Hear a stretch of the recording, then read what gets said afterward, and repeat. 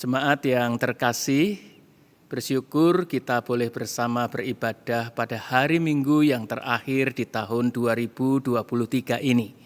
Sebelum kita bersama merenungkan firman Tuhan, marilah kita bersama-sama berdoa. Dengan segala puji dan syukur, kami datang kembali kepadamu Tuhan, memasuki Minggu yang terakhir di tahun 2023. Kami merayakan kasih dan kesetiaan-Mu untuk terus menyatakan tuntunan firman untuk kehidupan kami. Menutup tahun ini dan menyongsong tahun baru 2024 yang Tuhan percayakan. Mari Tuhan, bertahtalah, berkatilah kami dengan firman-Mu. Biarlah Roh Kudus menolong kami untuk melihat dengan jelas kebenaran firman-Mu, dan Roh Kudus menolong kami untuk kami dapat hidup sesuai dengan firman Tuhan, sehingga kami boleh merayakan keselamatan dan membagikan hidup yang telah diselamatkan itu bagi semua orang di sekitar kami. Kami siap sekarang, bersabdalah, dalam Kristus Tuhan kami berdoa. Amin.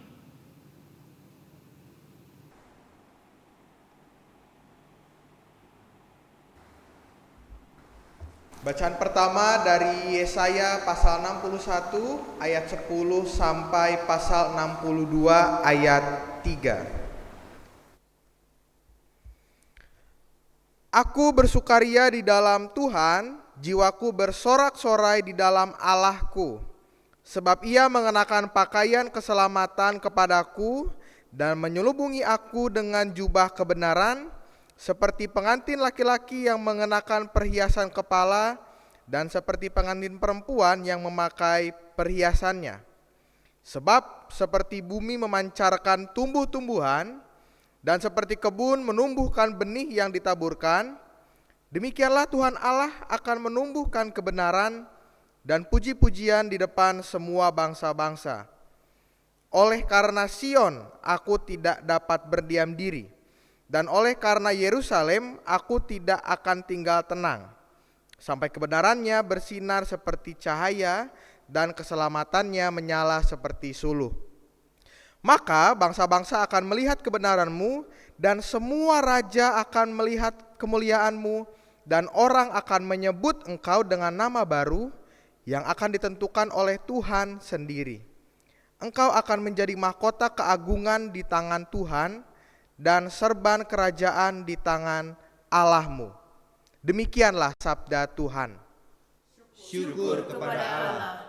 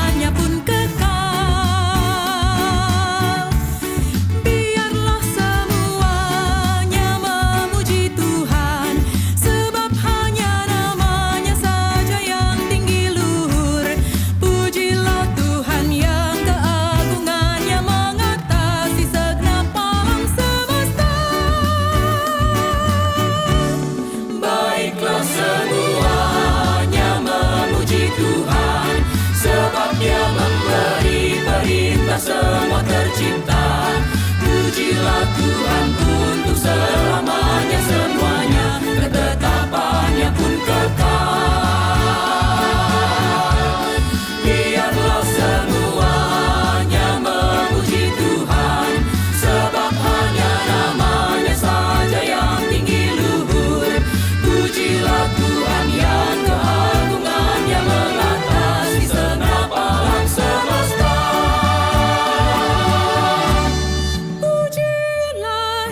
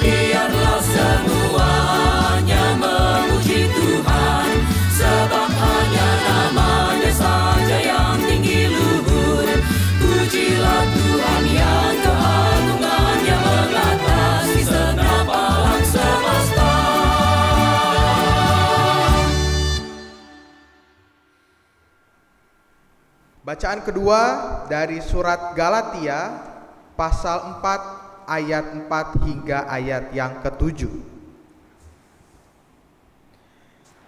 Tetapi setelah genap waktunya, maka Allah mengutus anaknya yang lahir dari seorang perempuan dan takluk kepada hukum Taurat. Ia diutus untuk menebus mereka yang takluk kepada hukum Taurat, supaya kita diterima menjadi anak. Dan karena kamu adalah anak, maka Allah telah menyuruh roh anaknya ke dalam hati kita yang berseru, Ya Aba, Ya Bapa. Jadi kamu bukan lagi hamba, melainkan anak. Jikalau kamu anak, maka kamu juga adalah ahli-ahli waris oleh Allah. Demikianlah sabda Tuhan. Syukur kepada Allah. Saudara-saudara yang dikasihi oleh Tuhan Yesus Kristus, bacaan Injil pada hari ini akan kita baca menurut kesaksian Lukas pasal 2 ayat 22 sampai dengan ayat yang ke-40.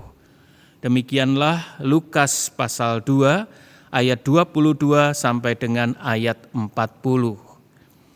Lalu ketika tiba waktu pentahiran mereka menurut hukum Musa, mereka membawa dia ke Yerusalem untuk menyerahkannya kepada Tuhan. Seperti ada tertulis dalam hukum Tuhan, semua anak laki-laki sulung harus dikuduskan bagi Tuhan, dan untuk mempersembahkan kurban menurut apa yang difirmankan dalam hukum Tuhan, yaitu sepasang burung tekukur atau 2 ekor anak burung merpati. Adalah di Yerusalem seorang bernama Simeon. Ia seorang yang benar dan saleh, yang menantikan penghiburan bagi Israel, dan Roh Kudus ada di atasnya. Kepadanya telah dinyatakan oleh Roh Kudus bahwa ia tidak akan mati sebelum ia melihat Mesias dari Tuhan. Ia datang ke bait Allah oleh Roh Kudus.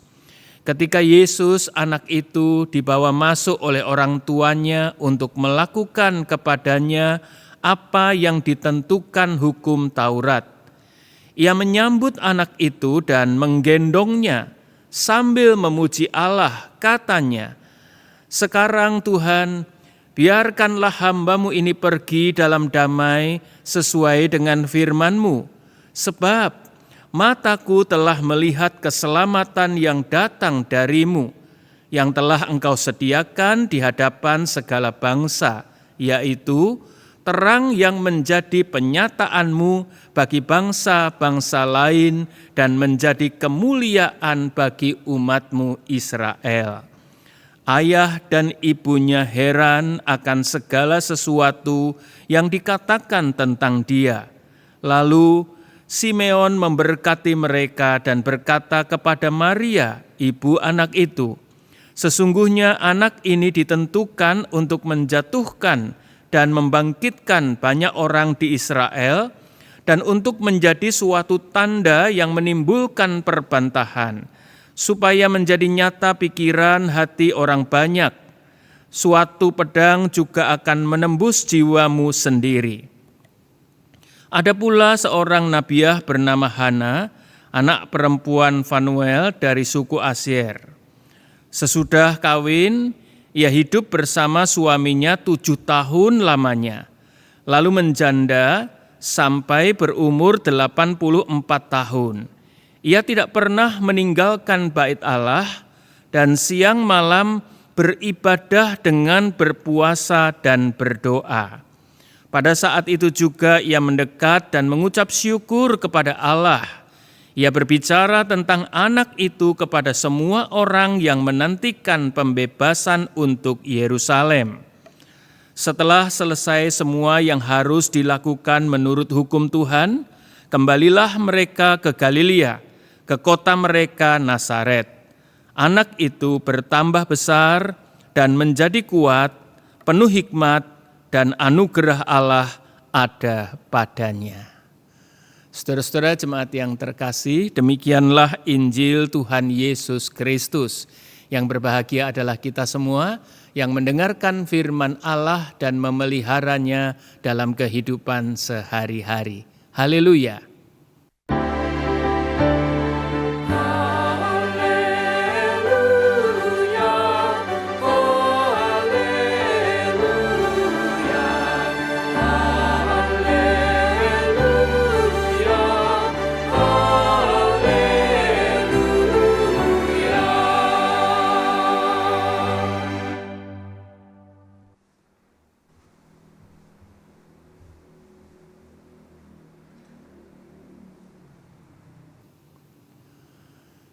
Saudara-saudara jemaat yang terkasih, di hari Minggu yang terakhir tahun 2023 ini, kita merenungkan firman Tuhan dalam terang tema Mataku telah melihat keselamatan.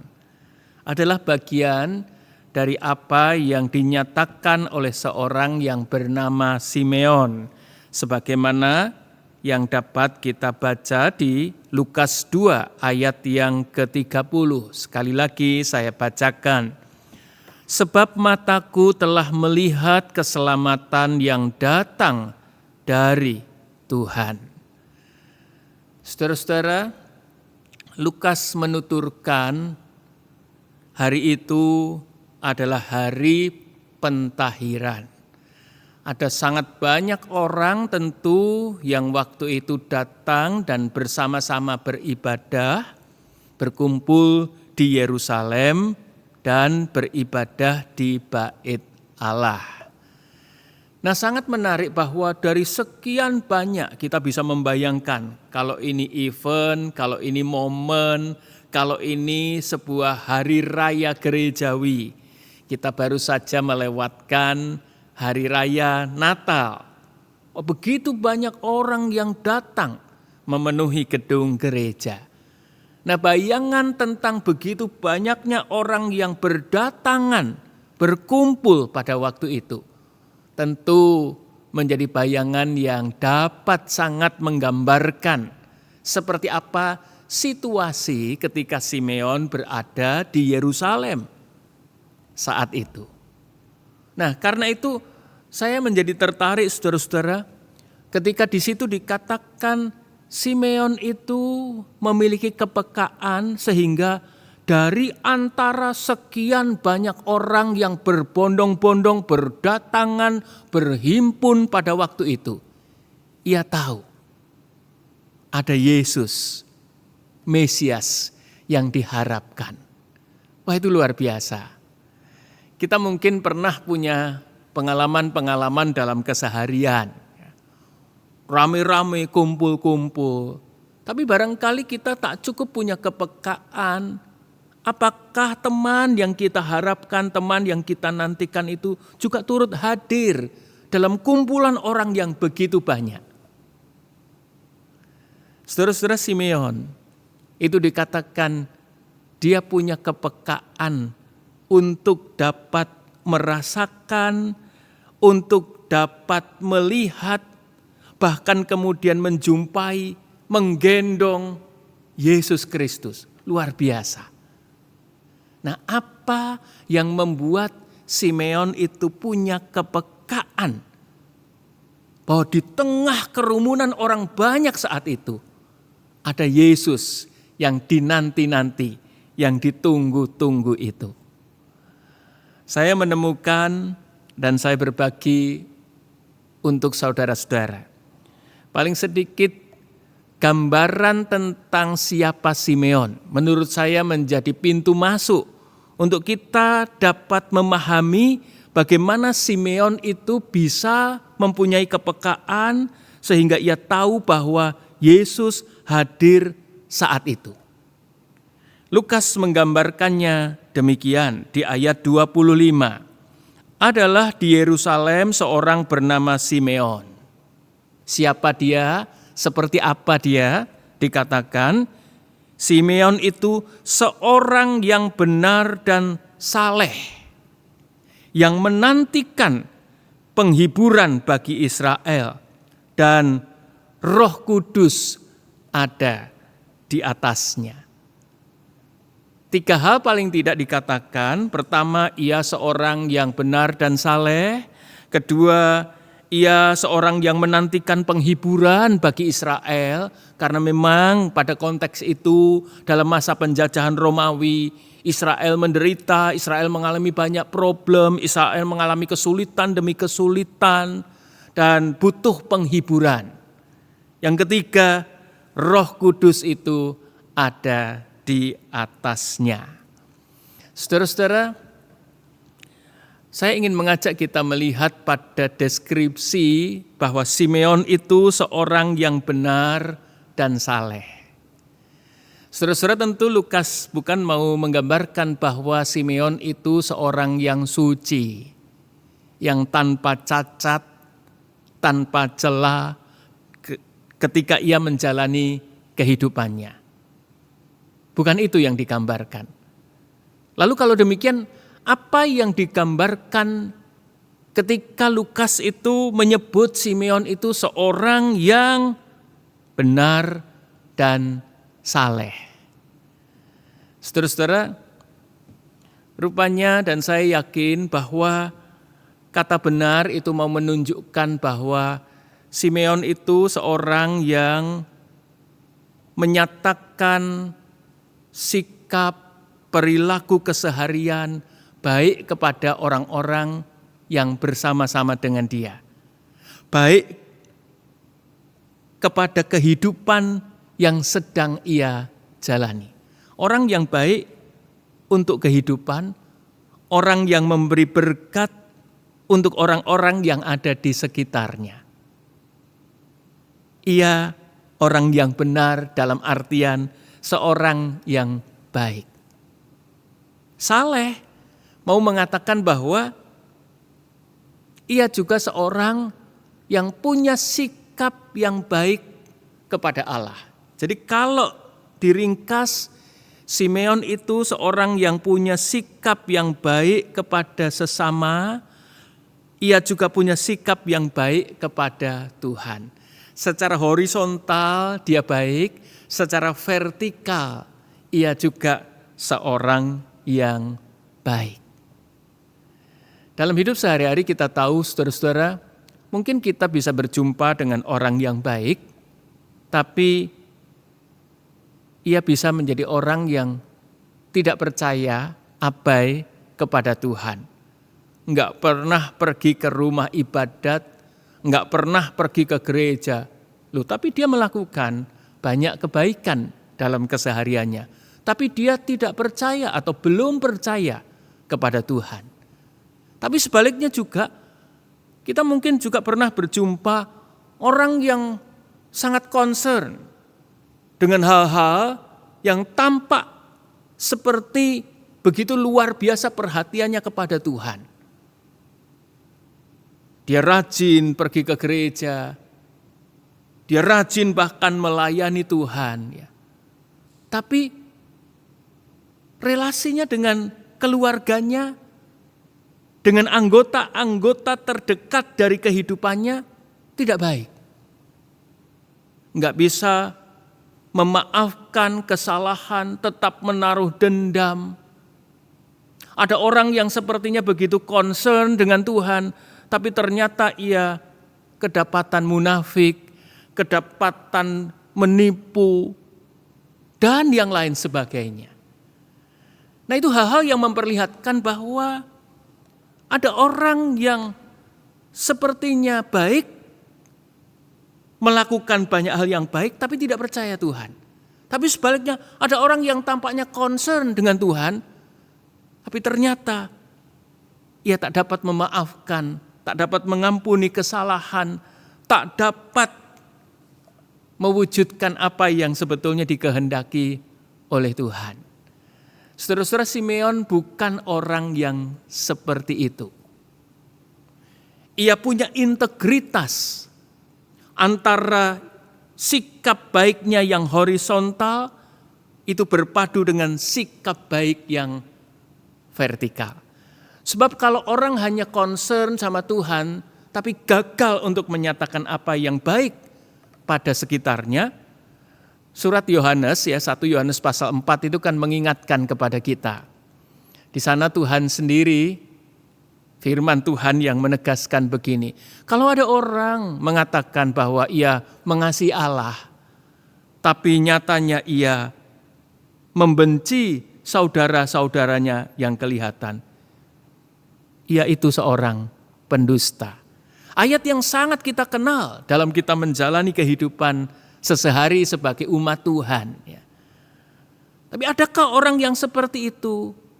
Ya, kita harus mengakui dengan jujur bahwa faktanya ada orang-orang yang seperti itu. Semoga kita tidak seperti itu. Saudara-saudara, kualifikasi yang melekat pada seorang Simeon itulah yang saya yakin menjadi sebuah kualifikasi yang menolong Simeon itu mempunyai kepekaan sehingga dapat merasakan kehadiran Tuhan, sehingga dapat melihat Tuhan, sehingga dapat benar-benar mengecap betapa baiknya Tuhan, betapa Tuhan itu peduli dan hadir di dalam kehidupannya, dan ia melihat keselamatan yang datang dari Tuhan. Deskripsi seorang yang benar dan saleh itu mengingatkan saya pada Nuh, sebagaimana yang kita mungkin bisa baca di dalam Kejadian pasal 6 ayat yang ke-9. Nuh itu hidup bergaul dengan Allah. Saudara-saudara, kitab Kejadian juga menggambarkan situasi yang berat, situasi yang sulit, konteks kehidupan yang amat-amat rumit, complicated dihadapi oleh Nuh pada waktu itu. Tapi di sana dikatakan Nuh seorang yang benar dan tidak bercela di antara orang-orang sejamannya. Dan Nuh itu hidup bergaul dengan Allah. Jadi orang yang punya sikap baik kepada sekitarnya dan sikap baik kepada Tuhannya, horizontal dan vertikal itu menyatu. Saudara-saudara, sesungguhnya itu adalah gambaran orang yang menjalani hidup yang bergaul terus dengan Allah. Tentu hidupnya tetap penuh dengan dinamika. Tapi ia adalah orang yang menyatakan dirinya untuk terus terhubung dengan Tuhan. Dan karena itu juga terhubung dengan baik dengan sesamanya. Nah, Simeon orang seperti itu. Bukan seperti misalnya yang Lukas pernah gambarkan, seolah-olah concern pada Tuhan. Dua orang datang, satu dikatakan seorang pemungut cukai, satu adalah orang Farisi, sama-sama berdoa. Nah, seperti sebuah aktivitas yang saat itu dilakukan sebagai bentuk perhatiannya kepada Tuhan. Tapi endingnya, ujung-ujungnya kita tahu, si orang Farisi itu cuma mau meninggikan dirinya.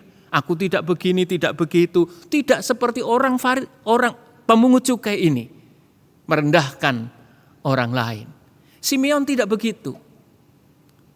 Ia disebut sebagai orang yang benar tapi sekaligus saleh. Dan itu berarti bahwa Simeon itu adalah seorang yang memperlihatkan kepada kita bagaimana secara horizontal ia menjadi seorang yang baik, tapi juga secara vertikal ia juga seorang yang punya sikap yang baik terhadap Tuhan. Dan karena itu ia punya kepekaan ketika Yesus datang. Mata iman dari seorang yang hidupnya bergaul dengan Tuhan. Itu akan menolong dia untuk melihat Tuhan, menolong dia untuk tahu bahwa Tuhan hadir, menolong dia untuk sungguh-sungguh dapat merasakan keselamatan yang Tuhan berikan. Kalau saudara dan saya, kalau kita menjadi orang-orang yang hidup bergaul dengan Tuhan, seperti yang dilakukan oleh Simeon ini, kita akan dengan mudah merasakan bahwa Tuhan itu hadir dan Tuhan melakukan karya untuk kehidupan kita dalam keadaan kita. Sekalipun situasi di sekitar kita itu hiruk pikuk, amat bising, kita tak kehilangan telinga untuk mendengarkan suara Tuhan. Kita tak kehilangan penglihatan untuk melihat bahwa Tuhan itu hadir di tengah-tengah kehidupan kita. dan Tuhan itu melakukan karya-karyanya. Hiruk pikuk sebising apapun situasi di sekitar kita, bagi orang yang bergaul dengan Tuhan, nah, Simeon ini memberikan teladan kepada kita semua, kepada saudara-saudara, kepada saya. Menjadi amat penting apa yang dikatakan Lukas. Hidup bergaul, orang yang benar dan orang yang saleh. Orang yang baik kepada sesama dan orang yang punya sikap yang baik kepada Tuhan. Dia punya kepekaan untuk terus mengalami Tuhan di dalam kehidupan sehari-harinya. Saudara-saudara, Simeon juga terbukti ketika ia mengintegrasikan antara benar baik kepada orang-orang sekitar, tapi juga saleh kepada Tuhan. Simeon menunjukkan kepada kita semua bahwa ia menjadi seorang yang juga sangat peduli kepada apa yang sedang dialami oleh bangsanya. Di ayat yang ke-31, di sana dikatakan, keselamatan yang datang darimu, mataku telah melihatnya. Yaitu terang yang engkau sediakan di hadapan segala bangsa. Terang yang menjadi penyataan bagi bangsa-bangsa lain dan menjadi kemuliaan bagi umatmu Israel. Ia tidak berkata bahwa semua itu hanya untuk dirinya sendiri. Tetapi keselamatan yang datang dari Tuhan itu juga disediakan. Tuhan menyediakannya untuk segala bangsa, untuk bangsa-bangsa lain. Selain juga untuk umat Israel. Jadi lihat lingkaran dan luasan lingkaran. Bagi orang yang sungguh-sungguh punya sikap baik pada orang-orang di sekitarnya dan punya sikap baik terhadap Tuhan. Saudara-saudara, kita melihat orang yang seperti ini menjadi orang yang peka. Ia peduli, ia adaptif, ia kreatif. Dan ia meluaskan apa yang ia alami itu. Bukan hanya untuk diri sendiri, tapi juga untuk umatnya, untuk orang-orang Israel, untuk umat Tuhan pada waktu itu. Tetapi juga untuk bangsa-bangsa lain. Saudara-saudara, hati seorang yang benar, hati seorang yang saleh, itulah yang kita pelajari di akhir tahun 2023 ini.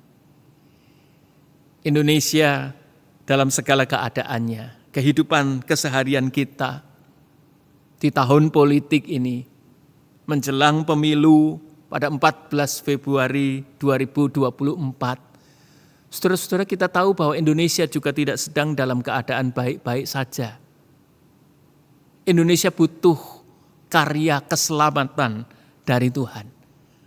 Dan untuk itu dinanti betul kehadiran gereja, kehadiran umat Tuhan, kehadiran saudara-saudara dan kehadiran saya. Untuk menjadi orang-orang yang dapat melihat keselamatan yang datang dari Tuhan. Dan mewartakan keselamatan itu bagi komunitas kita, bagi konteks kita. Simeon mengatakan bagi umatmu, konteks dan komunitasnya. Tapi juga bagi bangsa-bangsa lain. Karena memang tidak ada seorang pun yang tidak membutuhkan keselamatan di dalam kehidupan ini. Dan kita punya panggilan untuk boleh mewartakan dan membagikan, merayakan keselamatan itu bagi komunitas dan lingkungan di sekitar kita. Sekali lagi, bagaimana caranya? Mari belajar dari seorang Simeon. Menjadi orang yang benar, yang berarti baik kepada orang-orang di sekitar kita.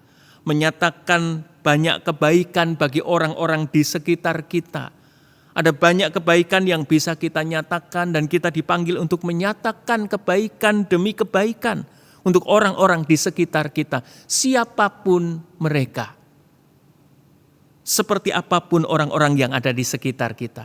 Kita dipanggil untuk menyatakan kebaikan demi kebaikan. Dan kita juga dipanggil terus untuk menyatakan bahwa kita orang-orang yang beriman. Di tengah segala macam situasi dan kondisi kita menunjukkan bahwa kita orang-orang yang punya pengharapan. Dan pengharapan itu menolong kita untuk menjadi orang-orang yang terus punya semangat kehidupan. Menjalankan segala sesuatunya dengan semangat, dengan syukur, dengan sukacita. Itu orang yang bersama dengan Tuhan. Seperti Paulus dan Silas ketika di dalam penjara. Mereka adalah orang-orang yang mata imannya terus melihat Tuhan. Karena itu gelapnya penjara, kelamnya penjara, sulitnya situasi di penjara, tidak membuat mereka tidak dapat bernyanyi. Mereka memuji Tuhan, mereka menyanyi untuk Tuhan. Dan orang-orang di sekitarnya diberkati oleh nyanyian mereka. Sebab yang mereka wartakan bukan keluh kesah, bukan sumpah serapah dalam situasi hidup yang sangat sulit. Tapi yang mereka persaksikan adalah nyanyian. Mungkin di tengah situasi di mana orang marah-marah karena mereka dipenjarakan dan mereka mungkin merasa tidak bersalah mengapa dipenjarakan. Lalu Paulus dan Silas menggemakan suara yang berbeda. Saya yakin itu juga terjadi karena Paulus dan Silas telah melihat keselamatan yang dari Tuhan. Lalu mereka bisa membagikan keselamatan itu untuk orang-orang yang berada di penjara saat itu. Bahkan ketika mereka terlepas, belenggunya terlepas dan mereka punya kesempatan untuk lolos dari pemenjaraan saat itu, mereka tidak melakukannya. Penjaganya ketakutan sedemikian rupa. Tapi Paulus dan Silas tidak membuat mereka yang sedang dalam ketakutan itu bertambah ketakutan dan celaka. Mereka justru mengatakan, kami di sini. Mendatangkan kebaikan. Wujud dari kepercayaannya bahwa Tuhan telah memberikan keselamatan, karya baik. Itu dinyatakan di dalam kehidupan. Bukankah kisah-kisah Natal yang berapa kali kita dengar dalam momen Natal yang baru saja kita rayakan. Juga mengisahkan hal yang sama. Yusuf dan Maria, para gembala siapapun. Orang-orang yang telah melihat keselamatan yang dari Tuhan. Lihatlah mereka menjadi orang-orang yang mampu untuk terus mewartakan keselamatan, membagikan kebaikan, menyatakan puja dan puji, menyemangati kehidupan yang sulit dan berat itu. Saudara-saudara, itulah panggilan kehidupan gereja. Saudara-saudara dan saya. Mataku, kata Simeon, telah melihat keselamatan yang datang dari Tuhan. Dan karena itu kemudian ia memuji Tuhan. Ia menyatakan kebaikan untuk umat Israel. Ia menyatakan kebaikan untuk segala bangsa. Ia merayakan keselamatan bagi kehidupan yang memang membutuhkan keselamatan. Kiranya kita boleh bersama-sama menutup tahun 2023 ini sebagai umat Tuhan yang benar-benar telah melihat keselamatan yang datang dari Tuhan. Dan kita dimampukan untuk menjadi orang-orang yang merayakan keselamatan itu dengan menjadi orang yang tetap saleh kepada Tuhan. Sikap yang hormat kepada Tuhan sekaligus juga sikap yang baik dengan menyatakan banyak hal yang baik bagi orang-orang di sekitar kita. Kiranya Tuhan memampukan gerejanya untuk menjadi garam dan terang, pembawa kabar dan berita keselamatan bagi Indonesia dan bagi segala bangsa. Tuhan memberkati. Amin.